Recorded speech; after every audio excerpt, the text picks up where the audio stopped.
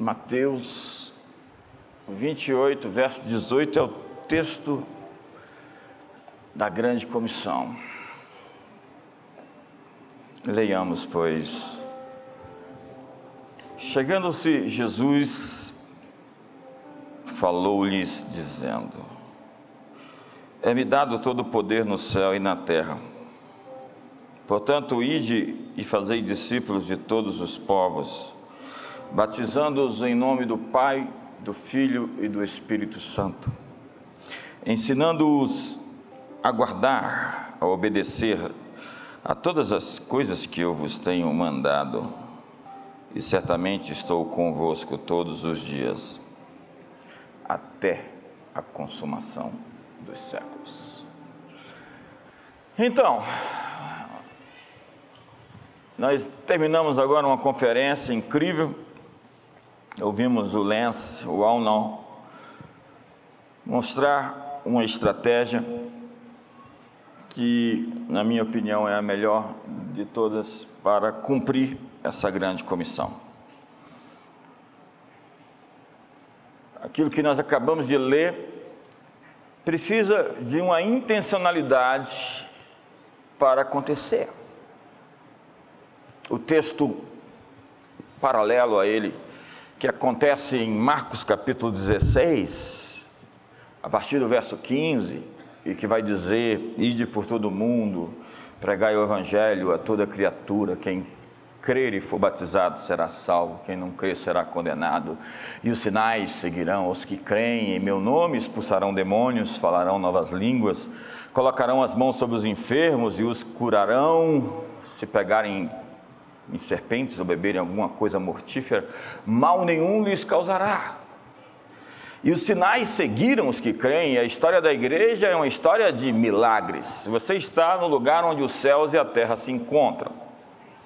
Você está no lugar onde as portas dos céus estão abertas e onde você pode de fato ter um encontro com uma realidade transcendente.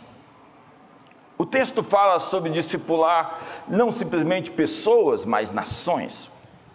O original, além do vernáculo, mostra um batismo de culturas. Está falando sobre ensinar pessoas mais do que simplesmente salvar pessoas do inferno. Está falando sobre salvar nações, transformá-las.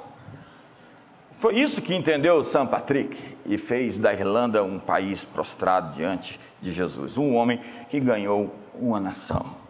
Foi isso que aconteceu com a conversão do rei Clovis dos francos, ou o rei da Armênia, ou com todos os povos bárbaros e, obviamente, o Império Romano. Ele derreteu e se prostrou diante do carpinteiro crucificado na empoeirada Judéia. Esse é, sem dúvida, o fenômeno que nos trouxe até aqui 2000 anos depois, e estamos reunidos em nome deste carpinteiro, em Brasília, tão distante de tudo, de onde de fato ocorreram esses fatos, esses acontecimentos.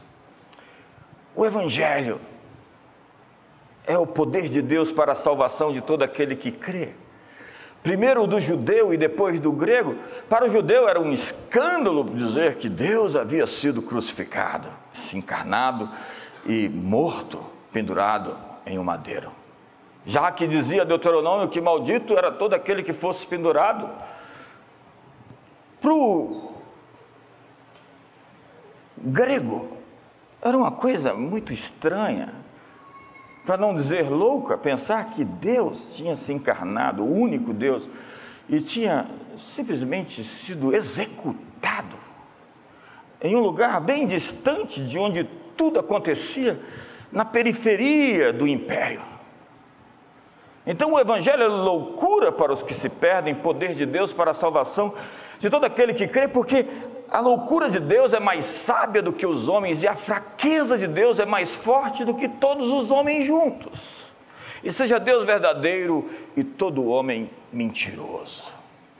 Sim, aprove a Deus salvar os homens pela loucura da pregação. E quem é o sábio? Quem é o escriba? Quem é o inquiridor desse século? Porque Deus tornou louca a sabedoria dos sábios. Sim, o Evangelho é incrível. A mensagem como essa não tinha como vingar. Imagina, que história. Tanto que Paulo chegou em Atenas, ali, no sopé dos deuses, no Areópago, e foi resistido pelos epicureus e pelos estoicos, assim que mencionou a ideia de que Deus havia morrido e ressuscitado. Ao usar a expressão ressurreição, então, eles dizem, de outra sorte te ouviremos. É muito para nós. Então ele chega em Corinto logo depois e diz, olha, quando eu vos fui pregar o Evangelho, não foi mediante palavras persuasivas de sabedoria humana, mas na demonstração do Espírito e do poder de Deus, por meio de sinais e de prodígios e de maravilhas, porque o reino de Deus não consiste em palavras, mas em poder. E foi esse poder que fez todos os panteões de todos os deuses se dobrarem diante do carpinteiro. Aquela fé oriunda da empoeirada Judéia se torna a grande força motriz da história que leva a Europa inteira a se render e os continentes se prostrarem. E o Brasil? A mensagem de Jesus era simples: vá ao mundo e ensine-os, pregue essa boa nova.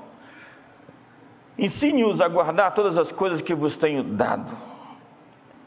E a estratégia, a intencionalidade, precisa passar por 7 esferas. Abraham Kuyper falava da soberania das esferas, ou as esferas das soberanias, que era a maneira de você alcançar esses horizontes, esses lugares. Mas nós ficamos trancafiados em 4 paredes. Fizemos da igreja um gueto. Mudamos a teologia de anunciar o reino de Deus para anunciar o reino do anticristo. Ele está vindo, 666, o anticristo, o falso profeta e a besta. E ao invés de sermos a luz do mundo, nos tornamos a luz da igreja. Ao invés de sermos o sal da terra, nos tornamos o sal do céu. O sal do céu. Quando o mandato de Jesus é ocupar as nações com seus valores, e o reino de Deus não é comida, nem bebida, mas justiça, alegria, paz, gozo no Espírito Santo. Então você vai ver os antigos apóstolos fazendo as nações tremerem, e essa é a descrição daqueles habitantes de Éfeso, quando vêm os cristãos chegarem, em Atos capítulo 16, verso 6, quando dizem, aqueles que têm transtornado o mundo chegaram até aqui. E a igreja de Éfeso foi o grande ponto de referência, a grande luz, o grande candeeiro que iluminou toda a Ásia Menor, conforme Paulo fala, por 2 anos pregando na escola de Tirano, e o Evangelho invadiu o mundo inteiro.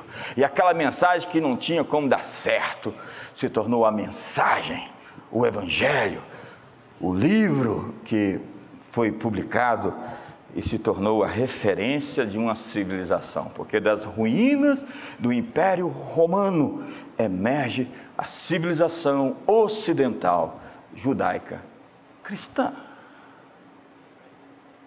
E como conquistar então, ou reconquistar? Porque de cultura emergente, 12 discípulos, 72 discípulos, alguns ali, Nicodemos, José de Arimateia, gente influente, essa mensagem graça e se torna a cultura vigente do mundo, para depois de um certo ponto da história, um ponto de inflexão, começar a se tornar uma subcultura, com linguagem própria. É incrível o nosso evangeliquez, a capacidade que a gente tem de diminuir o tamanho da mensagem para vamos ser livres do inferno. Vamos simplesmente desenvolver pessoas, quem sabe elas possam ganhar a vida. Vamos dar alguns bons conselhos, sábios conselhos para as pessoas viverem sua vida. Não, o Evangelho é muito mais do que tudo isso. O Evangelho propõe os céus chegando até nós, e a terra ser cheia da glória de Deus, como as águas cobrem o mar. Porque a ardente expectativa da criação aguarda a revelação dos filhos de Deus, na esperança de que a criação seja redimida do cativeiro da corrupção para a liberdade da glória dos filhos de Deus, porque os céus o retêm até o tempo em que todas as coisas serão restauradas. Sim, Atos 3, verso 19. O primeiro ponto que nós precisamos alcançar para sermos bem-sucedidos em discipular as nações é atingir as esferas de governo. Sim, Davi e Salomão eram reis. E eu não estou falando aqui por ordem de importância, porque isso aqui é consequência de quem ocupou as outras montanhas. É como dizia Platão: não me importa quem fazem as leis, me dê as pessoas que fazem as músicas. As músicas. Eu quero as pessoas que compõem as músicas dos hit parades. As músicas que vão tocar e vão desalienar as pessoas. Porque está sério ouvir hoje música. É um balangandã, timbum-timbum. O diabo não inventou nada, mas eu acho que ele criou o funk.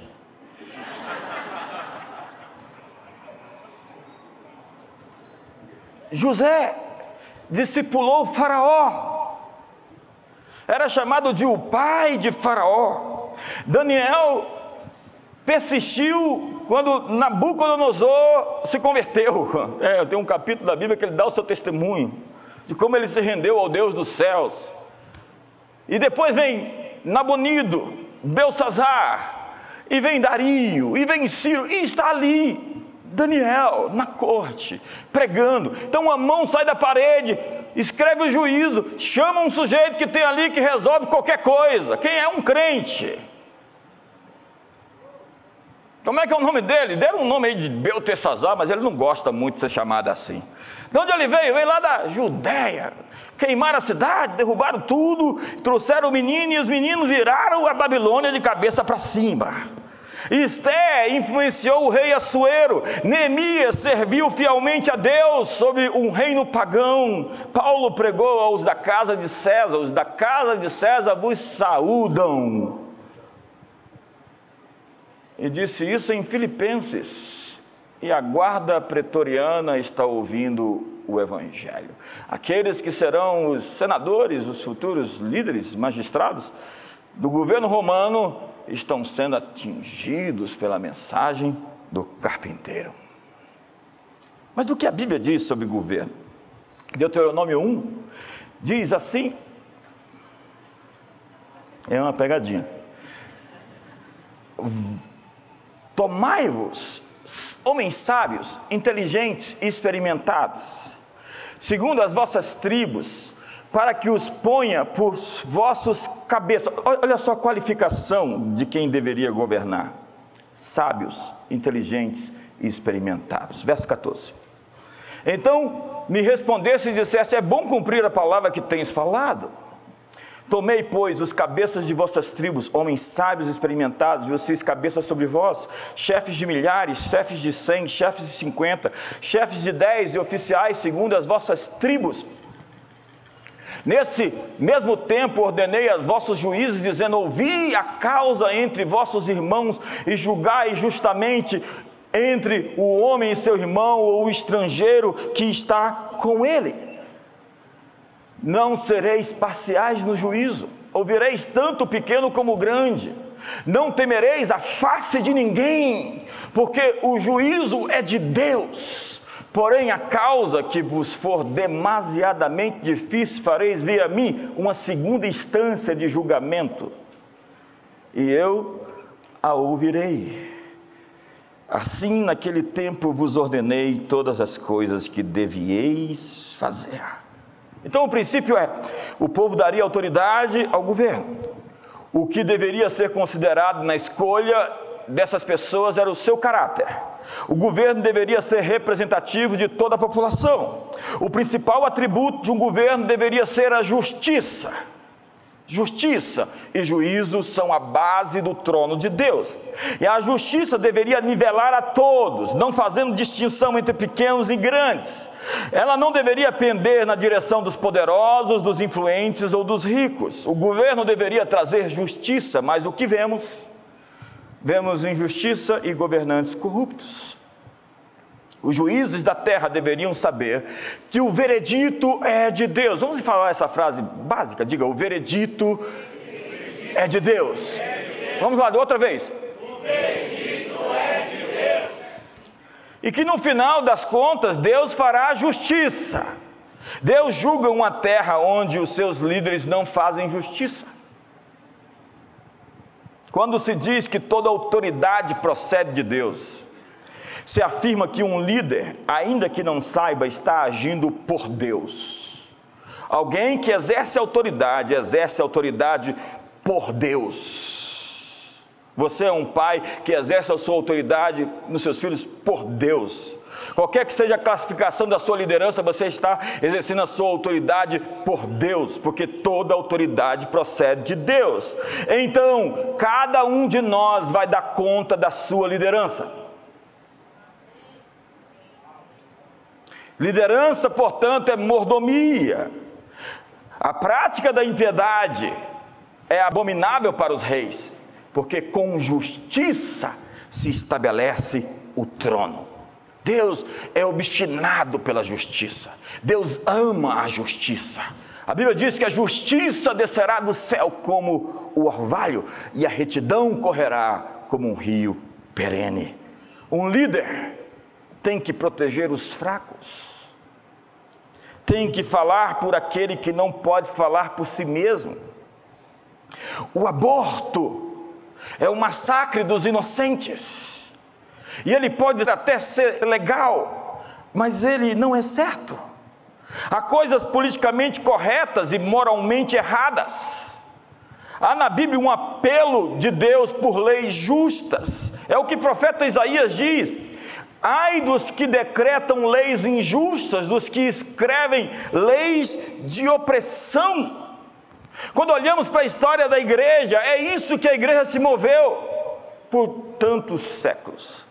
William Wilberforce foi aquele que por vezes redigiu o documento de libertação dos escravos nas Ilhas Britânicas, e 4 dias antes da sua morte conseguiu passar a lei, depois de insistir por décadas. Era um homem de Deus que lutou contra o tráfico negreiro, contra a escravidão. William Carey, o missionário, pai das missões modernas, lutou para acabar com o assassinato de viúvas, que eram queimadas com os corpos dos maridos na Índia. Então, se o sujeito morria, a esposa tinha que ser queimada com ele. Hoje nós temos o infanticídio nas tribos indígenas, que o pessoal espertinho, inteligentinho diz: não seja etnocentrista, não veja pelo viés da sua cultura a cultura de quem mata seus bebês. O quê?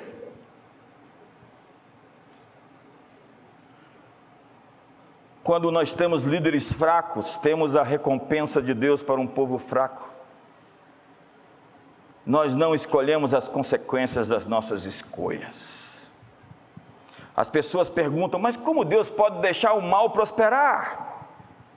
E a pergunta está sendo feita sobre o Egito, que era muito poderoso, e Deus diz: eu o fiz crescer, e eu o destruirei.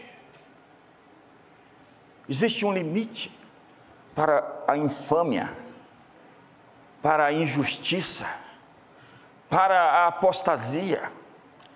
Tem uma hora que Deus diz: basta. Deus não perdeu o controle. Ele mede o universo a palmos, chama cada estrela pelo seu nome. As nações são como uma gota de água em um balde. E a oração mais revolucionária que nós podemos fazer é: venha o teu governo, venha o teu reino. E se o reino dele é justiça, ao orar: venha o teu reino, a justiça está chegando. Diga comigo: a justiça está chegando. Eu tenho que correr, isso aqui poderia ser uma mensagem só.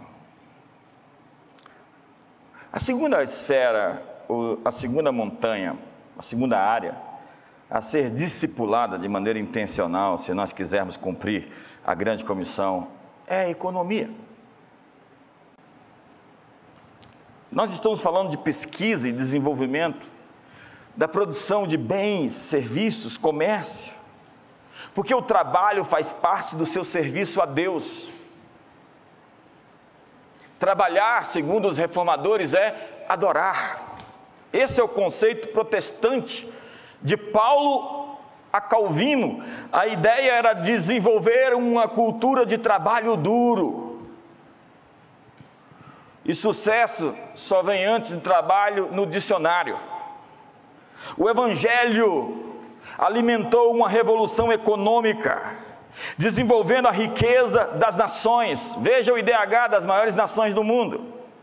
Deus prometeu ao seu povo Israel que iria abençoar seus negócios, seu gado, suas colheitas. Vá lá na Bíblia e veja. Se vocês atentamente me ouvir, guardar meus mandamentos, vocês serão benditos no campo, na cidade, bendito o fruto do seu ventre, o fruto da sua terra, o fruto dos seus animais, o fruto do seu solo. Vocês emprestarão, não tomarão emprestado, serão cabeça e não cauda, estarão por cima e não por debaixo. Eu vos farei uma terra deleitosa. Então Israel deveria desenvolver responsabilidade social, não era só ficar rico. Parte da colheita deveria ser dada aos pobres, e a pobreza deveria ser radicalmente eliminada. E há uma afirmação radical em Deuteronômio 15, verso 4: não haja nem um pobre no meio de ti, não haja nem um pobre no meio de vocês, não deixe a pobreza graçar, ela tem filhas bastardas, você deverá cuidar para que a pobreza não se espalhe. Então os empréstimos de quem venceu a vida deveria ser parte da cultura de uma nação, como é até hoje entre os judeus. Eu li o livro do Jack Ellul, Os Judeus, o Mundo e o Dinheiro. Eles têm um capital de giro para distribuir entre eles quando alguém chega pobre, e eles começam a financiar o projeto, a empresa e os negócios daquele que está chegando, para que ele não fique miserável.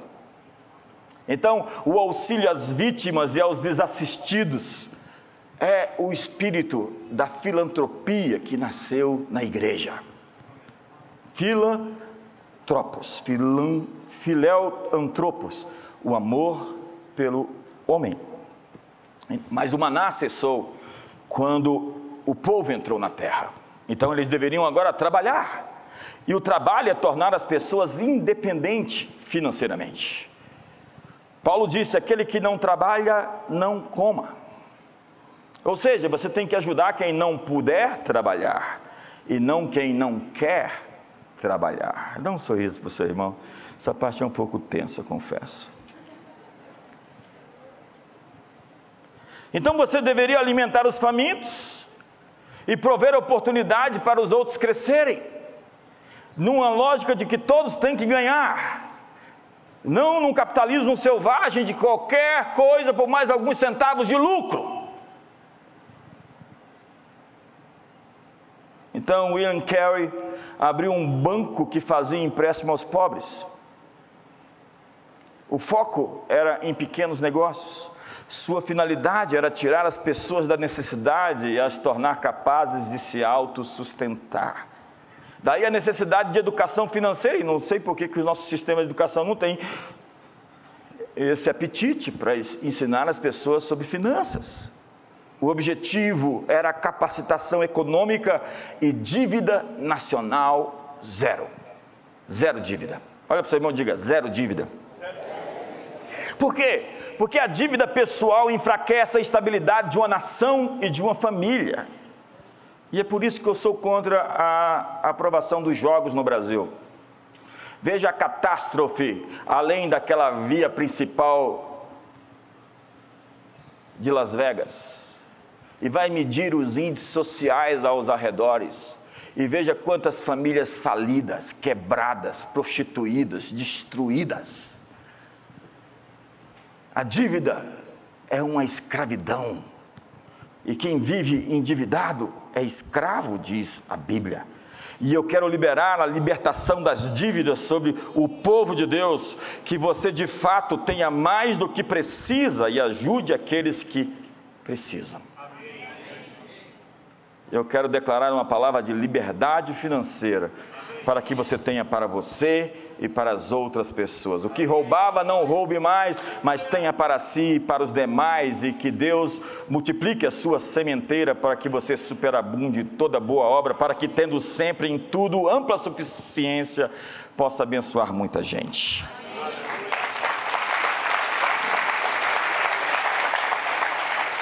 A ideia de riqueza não é uma ideia ruim dentro da visão bíblica de mundo. Paulo diz: tudo é vosso, vós sois de Cristo e Cristo é de Deus. A ideia de nobreza na pobreza não existe dentro da perspectiva judaica. A miséria é pior do que 50 pragas, e sem farinha não há Torá. As pessoas têm que ter um mínimo de dignidade. Essa é uma visão da construção de uma nação. E se você pega os 5 primeiros capítulos da Bíblia, 5 primeiros livros da Bíblia, você vai ter um manual para construir grandes nações. Vai falar sobre juros, vai falar sobre impostos, vai falar sobre um código sanitário, sobre saúde, sobre educação. A riqueza deveria fazer os que as possuem gente generosa. Quanto mais rico, mais generoso. Mas o que temos?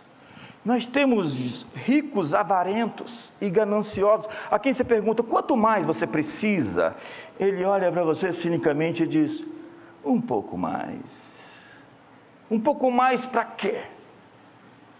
Para ser enterrado como um faraó, com o seu dinheiro.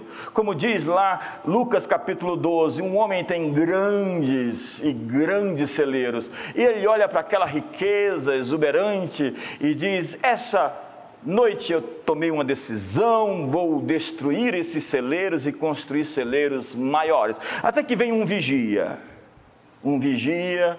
dependendo de como a pessoa está, não é uma boa notícia.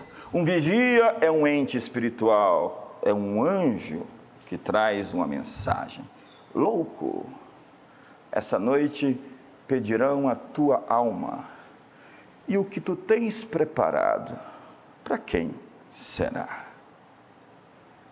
Quando Rockefeller morreu, todo mundo queria saber quanto Rockefeller deixou. Perguntaram para todo mundo, até que perguntaram para o seu contador, que disse: Rockefeller deixou tudo.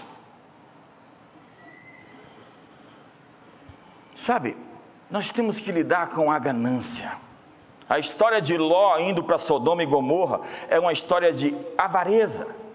E a ganância faz os ricos ajuntarem. E se você acha que vai levar alguma coisa, pergunte ao coveiro. Eu ainda não preguei essa mensagem dessa forma num enterro, mas eu acho que eu vou pregar uma hora. Ouça. Esse homem morto está falando. Presta atenção. Silêncio. Ele está dizendo para você que a sua vida tem fim, que ela vai acabar. E se você não está falando com seus amigos, com seus irmãos, com seus parentes, com seu pai, com sua mãe, você está perdendo uma grande chance de viver uma vida que vale a pena. Porque talvez, e com certeza, muitas dessas pessoas enterradas aí à volta morreram com conexões importantes quebradas, relacionamentos desfeitos, vidas destroçadas. O barulho do cérebro de vocês é um ruído alto. Essa também seria uma mensagem que eu poderia pregar, mas o terceiro tópico me espera, que é educação. Se nós quisermos discipular nações, nós temos que entrar no sistema educacional e científico. O que tem em comum René Descartes e Blaise Pascal? A propósito, Nicolau Copérnico, matemático brilhante, Isaac Newton, Kelvin, criador da termodinâmica, Louis Pasteur, criador da microbiologia, Johann Kepler, astrônomo que criou a astronomia moderna, Francis Bacon, e eu poderia falar de tantos. Eles têm em comum que eles chamavam o carpinteiro de Nazaré de Senhor.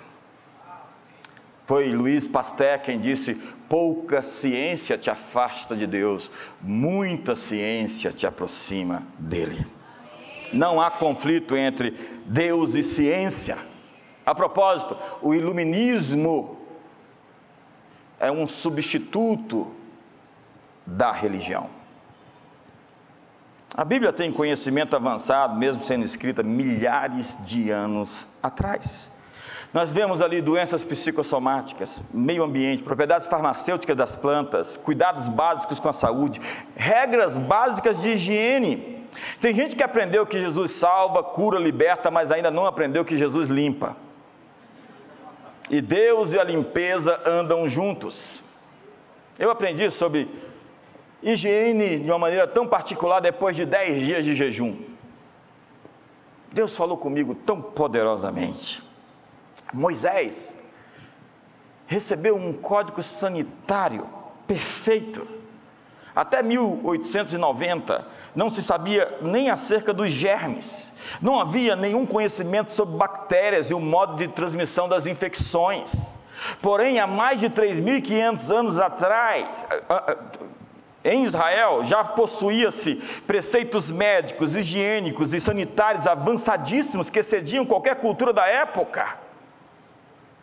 Levítico 6 diz, no verso 28, e o vaso de barro em que for cozida será quebrado, porém se for cozida num vaso de bronze, esfregar-se-á até lavar-se na água. Como saberia, então, do perigo de algo que pudesse estar contaminado nas mesas das cozinhas? Ou como sabia como impedir a progressão de seres invisíveis em corpos de pessoas que morreram, como diz Levítico 11, verso 35, e aquilo sobre o que cair alguma coisa do seu corpo morto será imundo, e se for um forno ou um fogareiro de barro serão quebrados, imundos são, portanto vos serão por imundos. Ou seja, tocou em um corpo imundo, tem que se lavar, e às vezes tem que ficar do lado de fora do arraial por algumas horas, se não até o final da tarde, para ver o que é que está acontecendo. O preceito de lavar as mãos em água corrente quando se toca num doente. Eu tenho tanto texto para falar aqui, não vou conseguir. Mas lavar as mãos, que até outro dia desse era um negacionismo. Veja a legislação sanitária sobre a lepra, a separação dos doentes dos que estão sãos, está lá em Levítico 13. E foi assim que eles lá em Viena descobriram como resolver a peste negra. Os bispos da igreja disseram: tirem os sãos de perto dos infectados e separem os mortos daqueles que estão vivos. Limpeza e banho foram coisas desconhecidas durante grande parte da história. E tem gente na história que nunca tomou nenhum banho na vida, como alguns.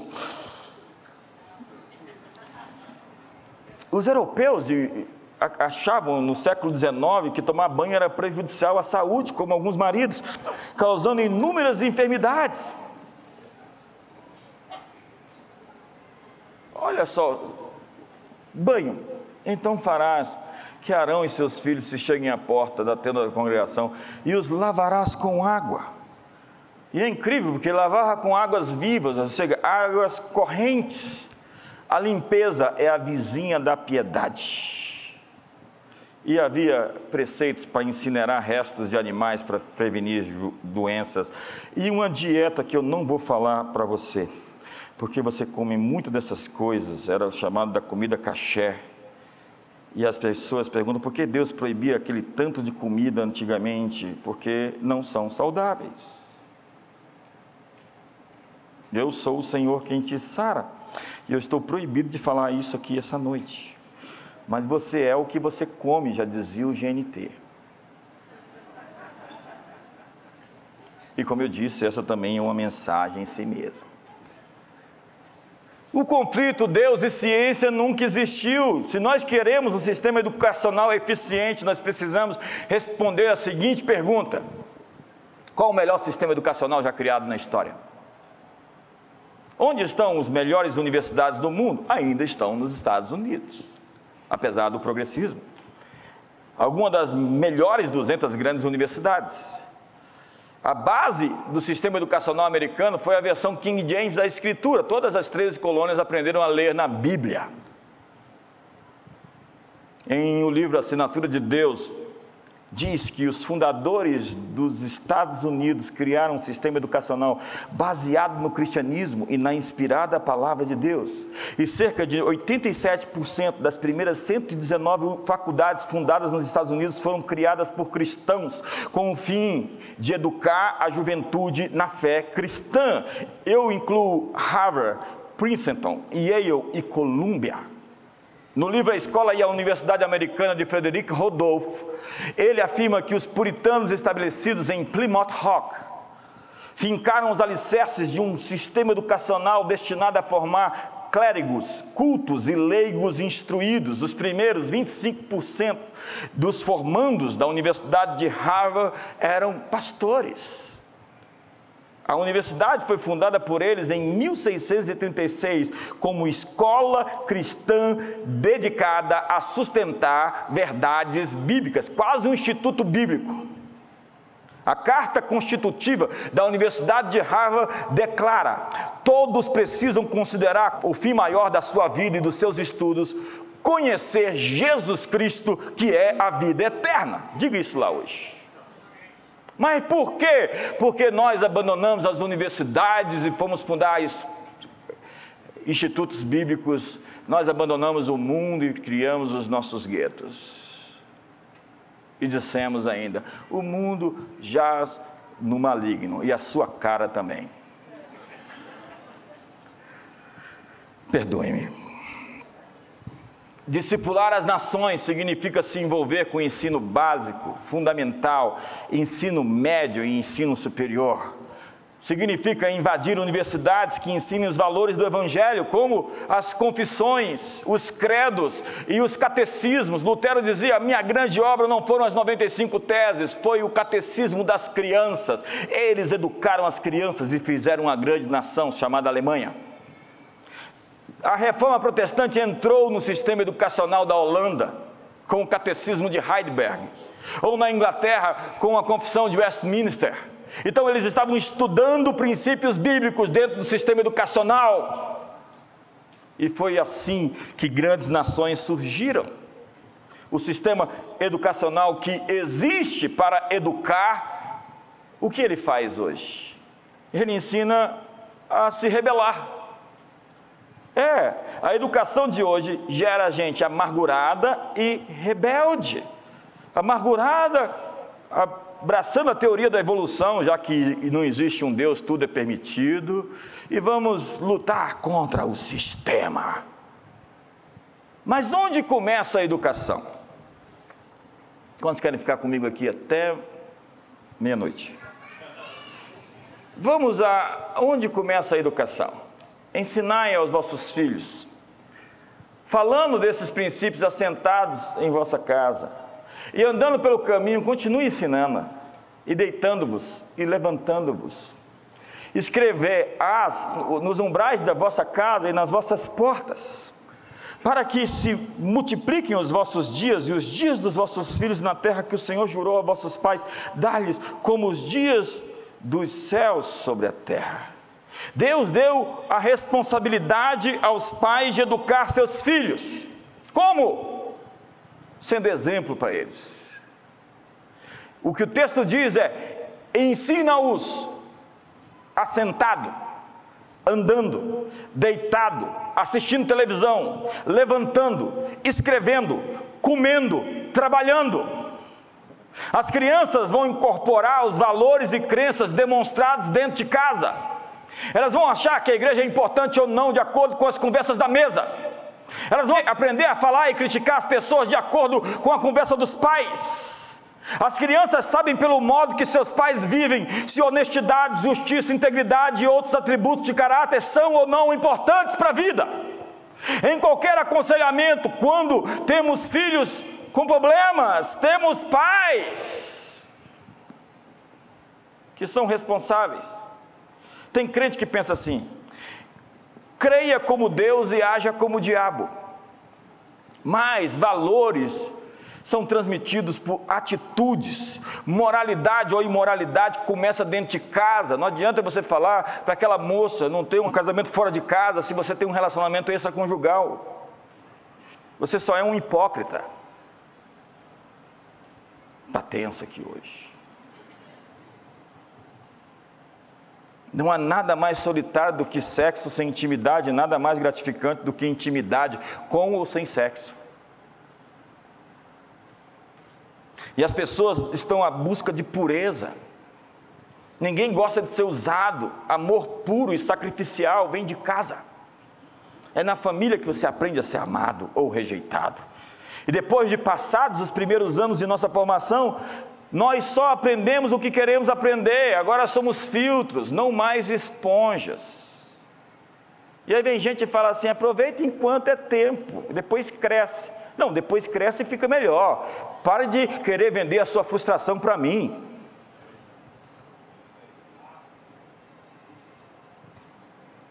O Estado, as escolas ou a mídia não possuem o papel de ensinar bons princípios às nossas crianças. O Estado não tem que ensinar sexualidade para as nossas crianças. Agora você pergunta, por que Daniel e seus amigos entraram na Babilônia, adolescentes cercados de uma cultura pagã, e não se contaminaram? Por quê? Aqueles meninos chegaram na Babilônia e plantaram o terror. Os reis se dobraram diante do Rei dos Reis, e a fornalha ficou quente, e eles eram mais quentes do que a quentura, do que o fogo, e a cova de leões fez com que os leões jejuassem a primeira vez da vida deles.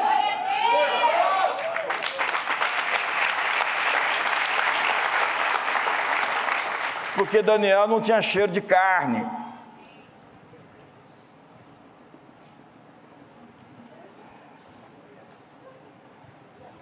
Agora por quê? Porque eles trouxeram aqueles valores consigo, de dentro de casa. Eles eram nobres. Daniel era da nobreza e aprendeu a Torá logo cedo. E ele está ameaçado de morte. Ele faz uma vigília de dizer: Deus, ou tu me falas o que eu preciso saber, ou amanhã eu estou morto. E Deus responde. Estrangeiros cativos em terra estrangeira, estudando no currículo da Babilônia adivinhação, feitiçaria, mas aprenderam a oração e o temor de Deus em casa. Aprenderam que Deus responde em casa. Aprenderam a jejuar e orar em casa. Nós temos que preparar as crianças para a juventude, quando não será mais protegida por outros e estará exposta a tudo. Nós tentamos protegê-los de todas as formas enquanto crianças, depois eles vão e saem. E aí nós produzimos gente aleijada que só sabe viver na caverna, ermitões religiosos, ascetas, eremitas. E chegam na universidade, desviam. Porque não receberam convicção, discernimento, sabedoria de seus pais. Um sistema educacional que funcione não pode ser nossa única esperança, porque tudo começa na família. E o clamor do coração de Deus, que vai repetir-se em toda a Bíblia, é: ensina seus filhos. Ensina seus filhos. Israel, ensina as próximas gerações, porque a educação começa na família. A palavra bíblica é ensina, ensina, ensina. Mas como ensinamos? Com a vida. Levantando, deitando, comendo, assentando, assistindo TV, conversando. A família provê princípios, desenvolvimento e provisão para as próximas gerações, e esse é o alicerce mais fundamental da construção da sociedade. E por favor, não coloque band-aid em hemorragia. Isso é uma mensagem. 4. Comunicação e mídia. Se nós queremos discipular as nações, vocês têm que se tornar jornalistas, escritores, redatores. vocês têm um chamado de fazer com que o verbo que se fez carne se encarne outra vez no coração das pessoas. O chamado é para fazer a mensagem conhecida, com os melhores recursos disponíveis, da maneira mais clara e inteligente possível. O que ninguém sabe ou não quer lembrar é que a imprensa foi inventada por um cristão que criou uma revolução na impressão de Bíblia. O primeiro livro a ser impresso foi a Bíblia de Gutenberg. O primeiro best-seller americano foi publicado por Michael Wigglesworth, um poema chamado O Dia do Juízo Final. O primeiro filme, longa-metragem, foi produzido pelo Exército da Salvação. Os cristãos possuem o maior número de concessões de rádio do que qualquer outro grupo, mas o que fazemos? Nós abandonamos o cinema e os streamings, os canais da Disney+, da Amazon estão ocupados pela agenda progressista. A internet e outras tecnologias de informação, começamos a ver as novas tecnologias como ameaças ou as forças do mal. 666, 333, é o meio besta. Então o diabo se apoderou disso tudo. A tecnologia é neutra. Ela simplesmente multiplica a mensagem. E se na mão de quem estiver é boa, ela vai fazer coisas boas. A tecnologia pode ser usada para o bem ou para o mal. Nós tivemos uma visão esses tempos, agora principalmente, a pandemia acelerou o processo de digitalização. Nós temos uma igreja maior nos assistindo na internet do que a igreja física, presencial. E nós entendemos, tivemos uma perspectiva de um estádio cheio de telinhas, milhares de pessoas estão nos assistindo. O nosso púlpito agora também são as redes sociais, o YouTube. As pessoas ouvirão uma mentira dita de forma inteligente, mas não ouvirão uma verdade dita de modo ineficiente. Jesus ensinava verdades profundas de forma simples. Hoje, muitos pastores ensinam verdades simples de forma profunda. A mídia deveria dizer a verdade. Mas o que vemos? Vemos um mundo onde não existem mais fatos, somente narrativas. Quinta mensagem do dia. Estão prontos? Eu ainda estou no meu tempo. Querem ouvir até o final? Sim. Artes, entretenimento, esportes. Eu queria ser jogador de futebol. E é tão difícil você ser humilde quando você é perfeito. Não.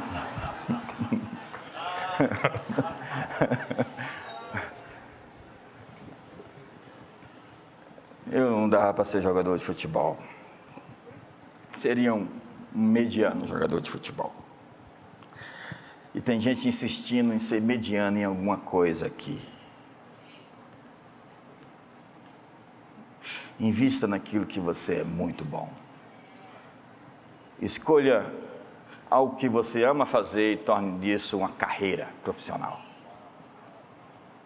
A arte existe para expressar a beleza, mas o que nós vemos?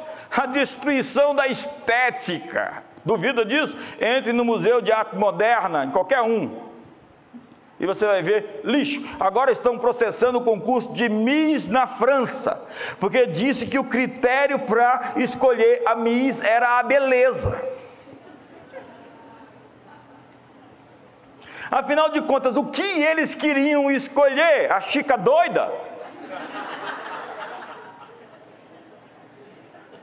Tudo foi feito como uma expressão de excelência, com beleza indescritível no universo. Os tons suaves do nascimento do sol no deserto, os picos das montanhas, as florestas, os lagos, o sorriso de um bebê, a canção que entoam os pássaros, o som infinito das ondas na praia.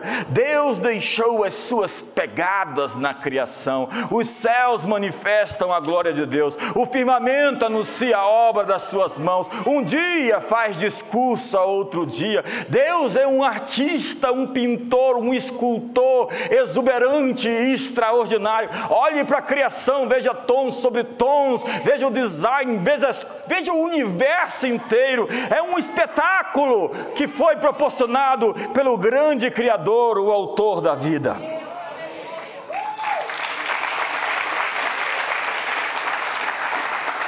Obviamente que beleza não se põe na mesa, né? Por exemplo, o Pedro, não, vamos falar do Pedro não, o Avanda.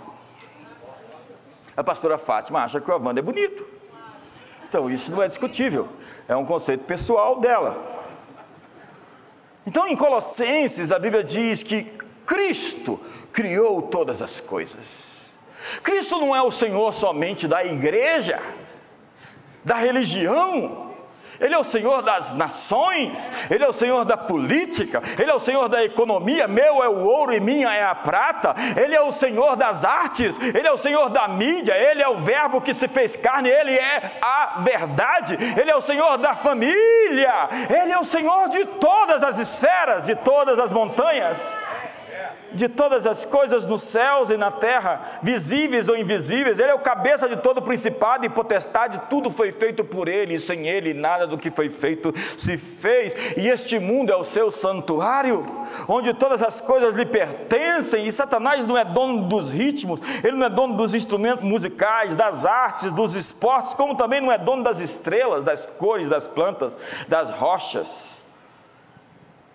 Deus é o Senhor da beleza, da estética, da harmonia, do ritmo, da dissonância, do movimento, do design, da composição, do equilíbrio. Nada no universo é sem som, cor, forma ou estilo. Ele é o Pai das luzes, onde não há sombra nem variação de mudança, de onde procede toda boa dádiva e todo dom perfeito, porque o design revela a natureza do designer, porque o desenho revela a natureza do desenhista, porque a arte revela a natureza do artista, a beleza revela o Criador e expõe a sua natureza. Você conhece a Deus assim, pela sua multiforme sabedoria. Deus ama a diversidade, tanta gente diferente, com o DNA diferente, com o rosto diferente, com culturas diferentes, com pensamentos diferentes, com olhos diferentes, com cérebros diferentes. Não existe ninguém igual. Deus não fez uma xerox, uma cópia ou um clone. Deus é extremamente criativo, fez você, quebrou a forma e disse: eis aí você, o único você que existe no universo. Parabéns.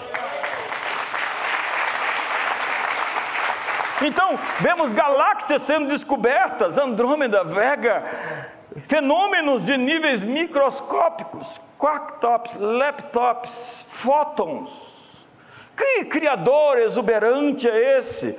Ele tem senso de humor, ele criou o orangotango.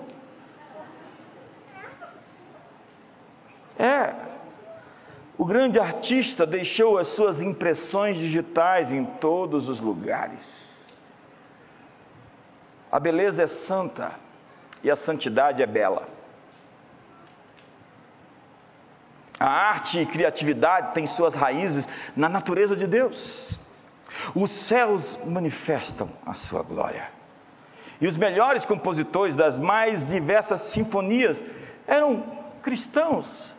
O quinto evangelho de Bach. O mundo hoje está desesperado pela beleza. Nós estamos tão cercados pelo caótico, o frio, o superficial, o medíocre. E o salmista diz: ao rei consagro o que compus. Porque o seu talento é uma celebração de Deus para o mundo. Seu talento é parte da natureza do caráter de Deus em você. Seu talento revela a Deus às pessoas. Em seu livro, A Beleza Salvará o Mundo, Bayanzá conta a história do príncipe Vladimir o Grande. 1000 anos atrás, o governante estava atrás de uma religião que unisse o seu povo, embora fosse um pagão. Vladimir acreditava que a espiritualidade traria a seu povo uma ligação comum, uma conexão. Então enviou delegações aos países vizinhos a fim de examinar suas religiões e o efeito delas em suas vidas. E a equipe enviada para examinar o cristianismo desembarcou em Constantinopla e deixou registrado o seguinte: Então fomos a Constantinopla e eles nos levaram para um lugar onde adoravam o Deus deles. E nós não sabíamos se estávamos no céu ou na terra, pois na terra não há nenhuma visão de tamanha beleza, e nós não sabemos como descrevê-la. Sabemos apenas que Deus habita entre os homens. Nós não conseguimos esquecer aquela beleza. Então entre na Hagia Sophia, entre na Notre Dame, entre na Duomo e veja o tom, o sobretom, as cores, o escuro com o claro, que tem uma mensagem. Entre na Sagrada Família em Barcelona e veja uma escultura, uma Bíblia sobre pedras. Mas é verdade, a beleza pode ser corrompida. A sensualidade é a distorção da beleza, pelo espírito de sedução e de encantamento. Uma das criaturas mais belas que foi criada chamava-se Lúcifer, hoje é Satanás. E o texto de Ezequiel diz: tu és o sinete da perfeição, cheio de sabedoria e de formosura. Perfeito eras em teus caminhos, até que se achou iniquidade em ti, no brilho das pedras andava. A arte deveria revelar o bonito, o belo, o formoso, o estético. Mas o que vemos hoje? Artistas niilistas, negacionistas, abstratistas, que chegam para você e dizem: esse é um Pollock, veja bem o tom, o sobretom, as cores. Ah, que lindo, que maravilhoso. Não, isso é só o meu avental, disse o professor aos seus alunos. E nós, mortais, que não conseguimos definir esses traços, esses tons, dessa relatividade, né? Onde não existem absolutos, nada concreto, nada em que se firmar. Isso em si é uma mensagem. A beleza precisa de redenção. Imagine que você está estudando belas artes. Por 4 anos você estudou grandes mestres, internalizando a teoria e a história da arte. Você gastou incontáveis horas no desenvolvimento das suas habilidades, do seu estilo. E agora você tem o seu exame final, que é um prático. A cada aluno em sua classe é dado uma tela e 3 horas para pintar uma paisagem. Você é o melhor em sua classe, você está completamente imergido naquela pintura em 2 horas. Enquanto a tinta está secando, você decide tomar um café. Enquanto está fora, um aluno olha para a sua tela e sabe que ele não vai conseguir fazer algo melhor do que você, então ele mergulha a sua escova em tinta preta e espirra em sua tela. Ele volta a trabalhar em sua própria tela, você retorna para encontrar a sua obra-prima destruída, então você não pode assinar aquilo. Então o que fazer? Você pode arrumar um barraco, arrumar uma briga, você pode gritar, você pode protestar. Se você brigar muito, poderia ser jogado para fora da sala. Sua outra opção é desfiar a tela e sair da sala, desistir. Nesse caso você perde, seu rival vence. Então o que você faz? Se você é um verdadeiro gênio, você tem outra opção. Você pode voltar ao trabalho. Você pode ativar cada uma dessas manchas feias nas pedras, rochas, plantas, folhas, flores, frutos, borboletas, pássaros, nuvens, pipas, helicópteros, aviões e assim por diante. E no final, sua paisagem adquiriu maior profundidade, cor e realidade. Você era um grande criador, agora você também é um grande redentor.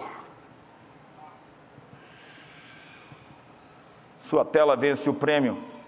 Você consertou o que tinha sido borrado. Eu quero apresentar a você o grande artista que nos fez belos e perfeitos, mas alguém manchou a sua tela. Então ele abraçou nossa feiura e restaurou nossa beleza. Ele veio ao mundo pessoalmente, abraçou pecadores, coletores de impostos, prostitutas e transformou as cinzas em beleza. Seu nome é Jesus. Sua tela está ao seu lado. Ela é o seu irmão, nascido e recriado.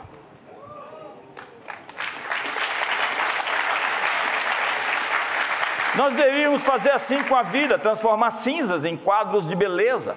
Esse é o nosso chamado. Deus nos deu o poder de restaurar o quebrado, o destruído, transformar o que foi queimado e feito em cinzas. E Deus viu tudo que tinha feito e disse: é muito bom.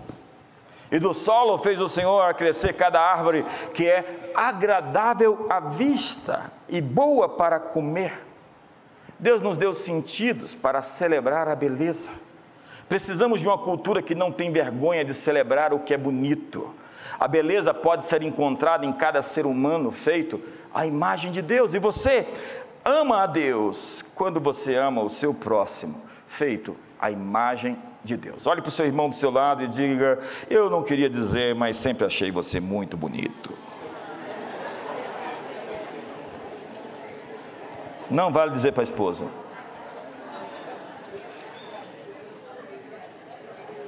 Sexto, e cada uma dessas era uma mensagem. Eu estou pregando 7 mensagens hoje. O discipulado das nações começa dentro de casa, na família. Você só conhece uma pessoa quando você conhece a história dela, quando você calça os sapatos dela.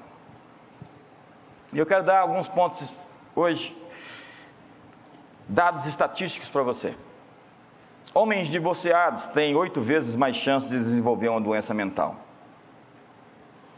Lares destruídos produzem um grande número de sociopatas com pouco ou nenhum respeito pela sociedade. Ruína financeira e pobreza seguem a maioria dos divórcios e a próxima geração aparece mutilada. A família é a primeira linha de defesa dos valores. Se você cresceu na família, mesmo que disfuncional, você já tem vantagem. Porque você recebeu educação. E famílias saudáveis geram nações saudáveis. A família é a influência mais importante da sociedade. Com 4 anos de idade, já desenvolvemos 80% da nossa visão de vida.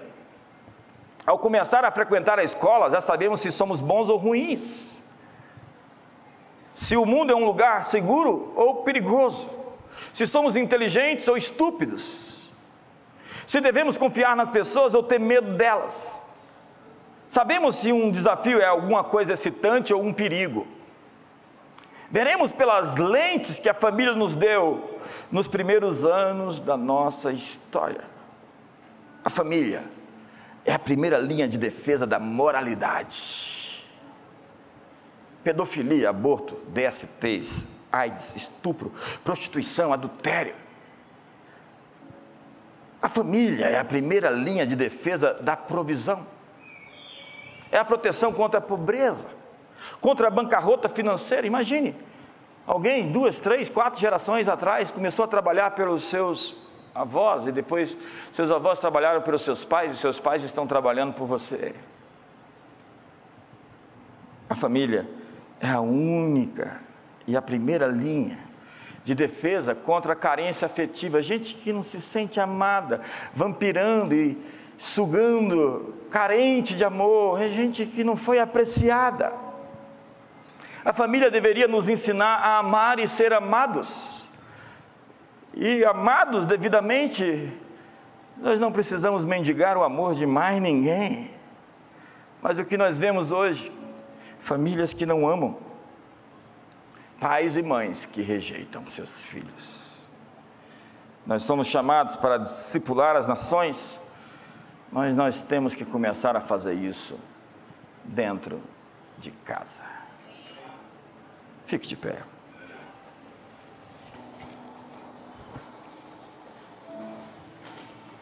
Cada uma dessas montanhas, esferas, é uma mensagem. E eu estou aqui desafiando você a escolher a sua montanha e invadi-la. Vamos enviar você para corrigir o mundo, começando da sua própria casa. A 7ª montanha é a religião, que deveria nos fazer transcender, sabe? Pensar muito além. Mas o que a religião fez? Ela nos enviesou, nos formatou, nos deixou cheio de formatos, formas e fórmulas, não é isso? Regras e mais regras. Na verdade, você deveria transcender o outro mundo sem ignorar os fundamentos morais deste. Então nós temos dois extremos do gnosticismo: o ascetismo e a libertinagem. A religião, então, que deveria nos fazer transcender, se torna hedonista, com a graça barata. A religião que expande a consciência se torna uma obstinação enviesada, restringe o olhar e a percepção. Porque líderes são, em essência, arquitetos culturais. O trabalho é enxergar o invisível e fazê-lo concreto. Senhoras e senhores, sim, nós temos superpoderes. E nós podemos tornar esse mundo o mundo de Deus.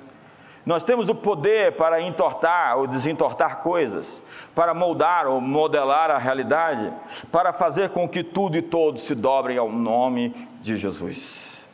Nós temos o poder para vencer a miséria, a pobreza e o trauma emocional, o trauma psicológico e a deformação emocional e mental e a doença física.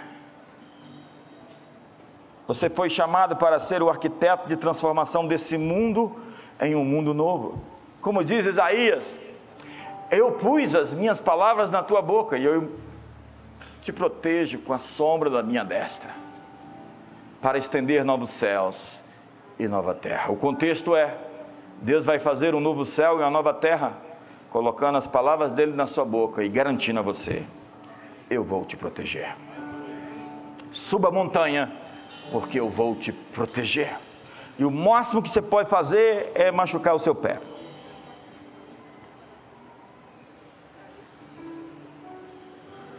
Mas você pode pisar a cabeça de Satanás com outro pé ou com esse aí mesmo.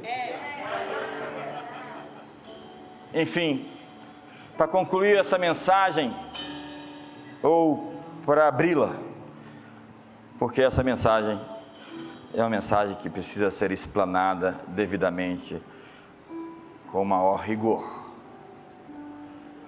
O que precisamos são de ricos generosos, gente abastada de dinheiro, que não ama o dinheiro, mas que usa o dinheiro e não é usado por ele. O que precisamos é de artistas que criam belos, formosos, esplêndidos mundos, governantes que fazem justiça, obstinados pela justiça, famílias que abraçam, que beijam, pais e mães que se sacrificam, cônjuges que atropelam o ego e servem seu marido, sua esposa. Precisamos da educação que educa e capacita, e de uma mídia que profetiza. Enfim, precisamos de uma religião de verdade que transcende e toca as realidades dos céus, que seja de fato o lugar onde o eterno e o tempo se encontram, o espírito e a matéria, Deus e os homens, o Pai e seus filhos. Levante as suas mãos. Eu quero comissionar você hoje. Vá à sua montanha. Suba, talvez seja os negócios. Eu estou lhe enviando para ir e ganhar muito dinheiro, e fazer desse dinheiro uma plataforma para os expedientes do reino dos céus. Eu estou dizendo a você que é artista, ou que tem alguma coisa nobre, bela, que não se torne um narcisista, que pense em simplesmente ser adorado pela sua arte, como muitos cantores, como muitos produtores, como muitos diretores, como muitos escultores.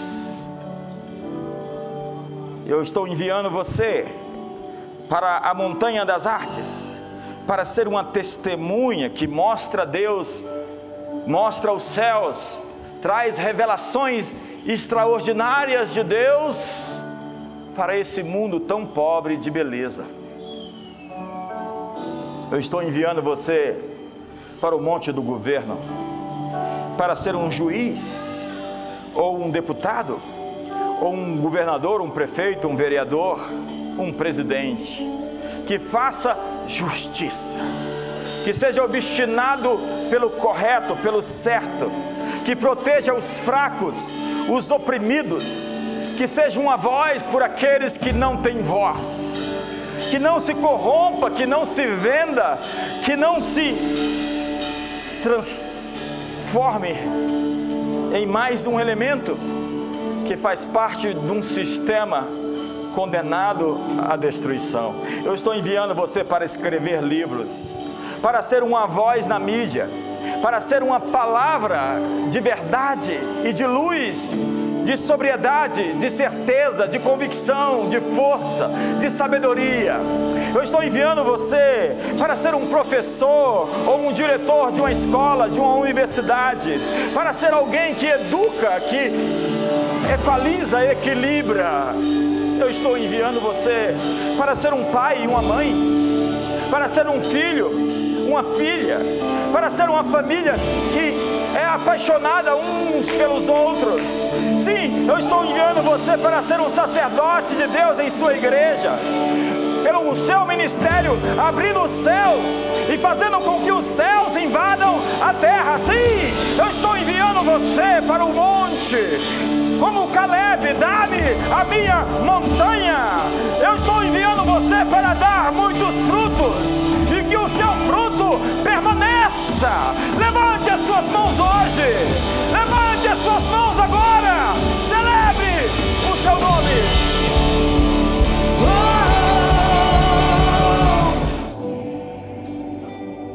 Talvez para muita gente essa mensagem não foi tão específica. Você diz: eu sou uma mãe de família. Você não sabe a influência da mãe de John Wesley, Susana, na vida e no ministério dele.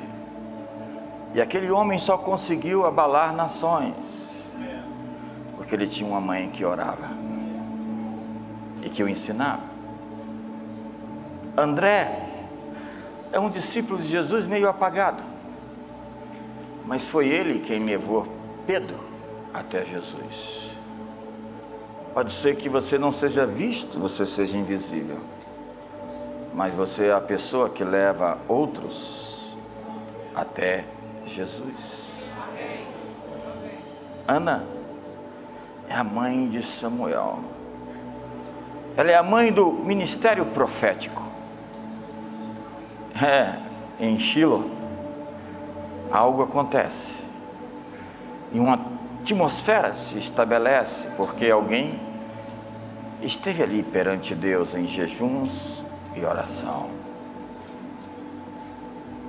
Alguns vão às montanhas e outros seguram a corda, liberam escudos,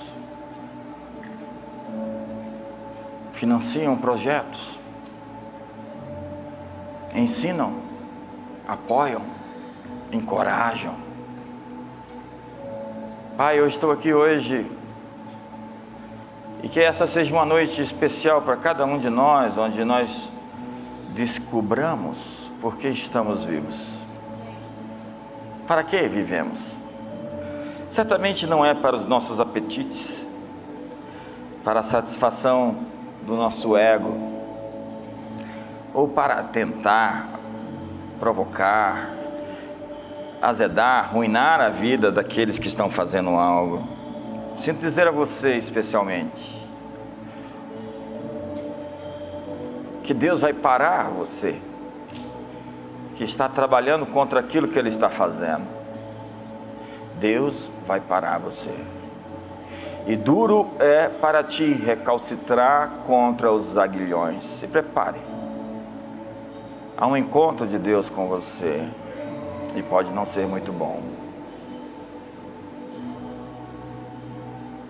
E para você que tem o coração aberto e pronto, disponível, Deus tem uma chamada e está dizendo: a quem enviarei? Quem há de ir por mim? Nós enviamos missionários para as nações longínquas, para os povos não alcançados, mas hoje estamos enviando missionários para as montanhas. E se você está pronto para ir, levante as suas mãos seja comissionado para ser uma testemunha de Jesus. E os sinais seguirão aos que creem: curem os enfermos, expulse os demônios, ressuscite os mortos, limpai os leprosos. De graça recebeste, de graça dai. Que a mão do Senhor seja contigo para o bem, para lhe fortalecer, lhe vivificar e lhe abençoar em toda obra das suas mãos. E o Senhor te garante: eu irei proteger você, eu protegerei a sua família, não temas, eu sou contigo.